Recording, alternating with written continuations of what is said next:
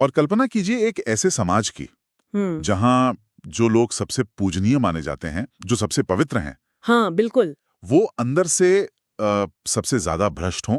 हम्म। मतलब जो खुद को बहुत प्रगतिशील और समाज सुधारक कहते हैं, वो असल जिंदगी में सबसे बड़े डरपोक निकले।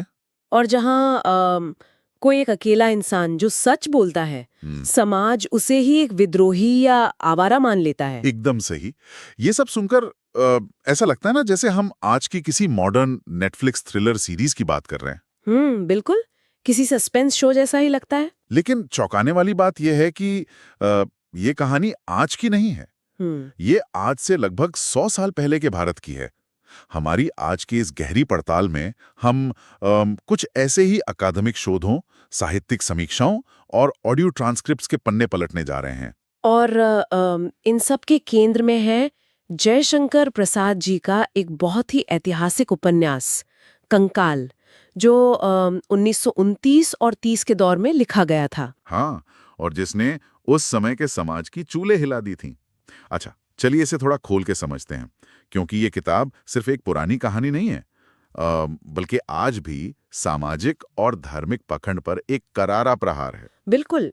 हमारे जो स्रोत हैं वो साफ बताते हैं कि ये किताब उस समय के समाज का एक बहुत ही क्रूर लेकिन एकदम सच्चा आईना थी। हम्म, तो आज हमारा मिशन यही है कि हम समझें कि आखिर 100 साल पहले लिखी गई ये रचना आज भी इतनी प्रासंगिक क्यों है। और इस पूरी पड़ताल का जो सबसे दिलचस्प हिस्सा मुझे लगा, वो है इसका शीर्षक, कंकाल। हाँ, कंकाल नाम अपने आप में बहुत कुछ कहता है। मतलब जब मैंने इसके बारे में पढ़ा तो मेरे दिमाग में एक एनालॉजी आई, जैसे एक दीमक लगी हुई पुरानी हवेली की तस्वीर, या कह लीजिए कि ये उपन्यास समाज का एक एक्सरे निकालने जैसा है। एक एक्स-रे। वो कैसे? देखिए, बाहर से अगर आप उस हवेली को देखें तो उस पर धर्म, मर्यादा और परंपराओं का बहुत ही चमकदार पेंट लगा है। हाँ, दिखावे का पेन। बिल्कुल, लोग दूर दूर से उस भव्यता को देखने आते हैं। लेकिन जब प्रसाद जी ने अपनी लेखनी से उस हवेली का दरवाजा खोला तो अंदर क्या था? इंसानियत और नैतिकता के जो खंभे थे, उन्हें दीमक पूरी तरह से खा चुकी थी। और ऊपर की चमकदार चमड़ी के नीचे सिर्फ सड़ी गली और टूटी हुई हड्डियां थीं। हाँ, यानी एक कंकाल। ये हवेली वाली एनालॉजी सच में इस उपन्यास के सार को बहुत सटीक तरीके से पकड़ती है। यहाँ जो बात सबसे दिलचस्प है वो ये कि प्रसाद जी की दुनिया में ये हड्डियां आखिर किस बात का प्रतीक है। किस बात का प्रतीक है? ये उस समाज का प्रतीक है जो अंधविश्वासों और खोखले कर्मकांडों से जर्जर हो चुका है, जहाँ धर्म को बस व्यक्तिगत इच्छाओं और भ्रष्टाचार को छिपाने के लिए एक औजार बना लिया गया है। हाँ, और इसे समझने के लिए हमें उपन्यास के एक बहुत ही अहम किरदार को देखना होगा, निरंजन दास। ओह, निरंजन दास। हमारे स्रोतों में उसका जिक्र बहुत विस्तार से है, और सच कहूं तो उसका चरित्र पढ़कर रोंगटे खड़े हो जाते हैं। बिल्कुल। वो एक ब्रह्मचारी साधु है, हरिद्वार के एक बहुत बड़े मठ का उत्तराधिकारी। और बाहर से वो ज्ञान और तेज की मूरत है। लोग उसके पैरों में गिरते हैं, मन्नतें मांगते हैं। लेकिन जब हम इस तथाकथित महात्मा का एक्सरे करते हैं, तो वो दीमक लगी हुई हड्डियां साफ नजर आने लगती हैं। लेकिन हमें यहाँ ये भी देखना होगा कि निरंजन दास ऐसा बना कैसे। पैदाइशी बुरा तो कोई नहीं होता। सही कहा।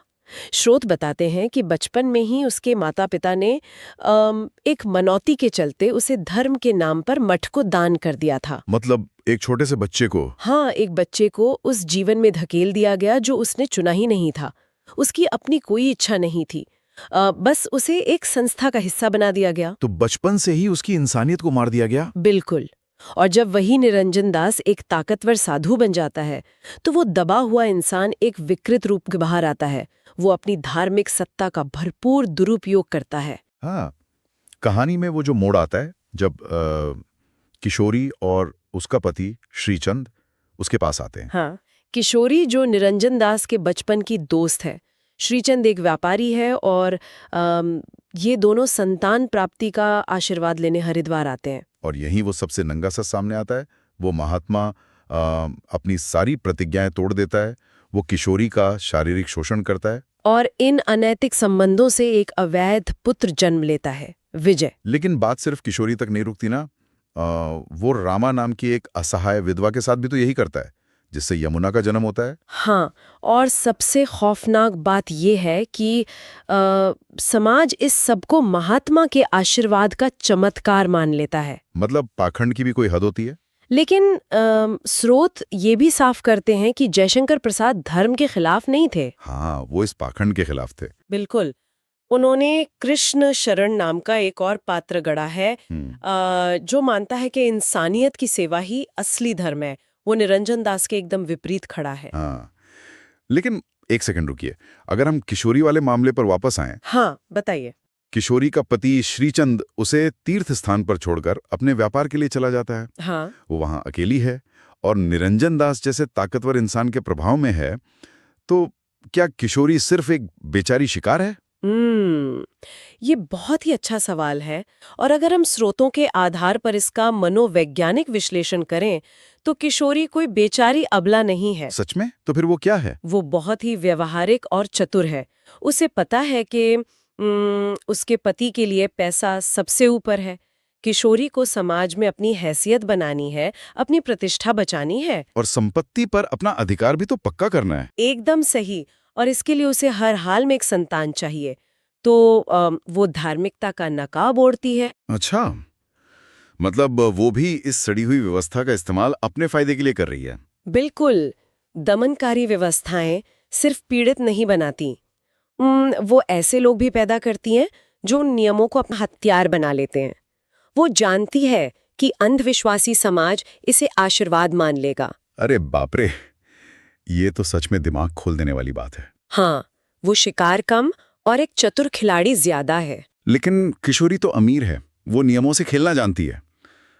लेकिन जब हम इसी समाज में उन महिलाओं को देखते हैं जिनके पास कोई ताकत नहीं है, तो कहानी सच में रूह कपा देती है। हाँ, यहाँ तारा, जिसे बाद में यमुना कहा गया, उसकी कहानी आती है। स्रोत बताते हैं कि कैसे तारा को तीर्थ स्थानों पर वेश्यावृत्ति के धंधे में धकेल दिया जाता है। और पितृसत्तात्मक समाज में वो पूरी तरह से बेबस है। प्रसाद जी ने दिखाया है कि कैसे पवित्रता का ठेका लेने वाला समाज उसे अछूत मान लेता है। और फिर एंट्री होती है मंगल की। हाँ, मंगल, जो एक आर्य समाजी और समाज सुधारक है। उस दौर में आर्य समाजी होने का मतलब था बहुत ही प्रगतिशील होना। मंगल तारा को बचाता है, बड़ी बड़ी बातें करता है। दोनों की शादी भी तय हो जाती है। यहां बात सच में बहुत दिलचस्प हो जाती है, क्योंकि जब असल में शादी करने का वक्त आता है तो ये क्रांतिकारी मंगल क्या करता है? वो समाज के डर से भाग खड़ा होता है। बिल्कुल, ये तो वो बात हो गई कि सोशल मीडिया पर बड़ी बड़ी बातें करो, लेकिन असल जिंदगी में पैर कांप जाएं। मंगल की प्रगतिशीलता सिर्फ खोखली साबित होती है। वो भी उसी कंकाल का हिस्सा है। और तारा की स्थिति देखिए, उसके अपने पिता भी उसे अपनाने से इनकार कर देते हैं क्योंकि उसकी पवित्रता नष्ट हो गई है। हाँ, ये बहुत ही पीड़ादायक है। मैंने कहीं पढ़ा था, ये तो एक पिंजरे में कैद उस पक्षी जैसी स्थिति है जिसे कैद होने के लिए ही दोषी ठहराया जा रहा हो। बिल्कुल सही एनालॉजी है ये। उसे जबरदस्ती फंसाया गया और फिर उसी को चरित्रहीन मान लिया गया। और तारा अकेली नहीं है, घंटी का भी जिक्र है। घंटी, वो बाल विधवा। हाँ, बचपन में शादी हुई, विधवा हो गई और अब उसे जीवन भर कठोर नियमों में बंद कर रहना है। धार्मिक नगरों में ऐसी महिलाओं का कैसे शोषण होता था, ये बहुत कड़वी सच्चाई है। और एक वो भी तो है, डाकू की बेटी गाला। हाँ, गाला, जो अपनी आजादी के लिए हिंसक रूप से लड़ती है, आक्रामक है। प्रसाद जी ने महिलाओं को सिर्फ रोती बिलखती अबला नहीं दिखाया, बल्कि ये दिखाया है कि कैसे धार्मिक संस्थाओं ने स्त्री की देह को अपनी पूंजी या उपकरण बना लिया था। एकदम सही।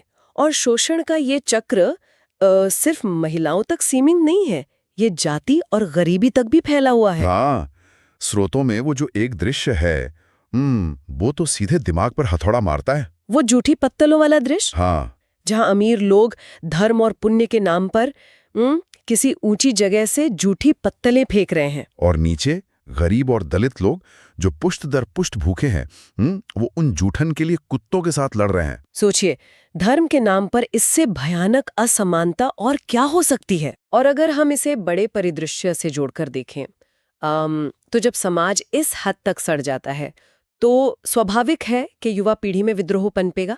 और वहीं से आता है विजय का किरदार। हाँ, निरंजन दास और किशोरी का अवैध बेटा विजय। जो पुरानी मान्यताओं के खिलाफ एक उग्र आवाज है। विजय उस शुरुआती आधुनिक भारतीय सामाजिक चेतना का प्रतीक है जो इन खोखले उपदेशों पर व्यंग्य करता है।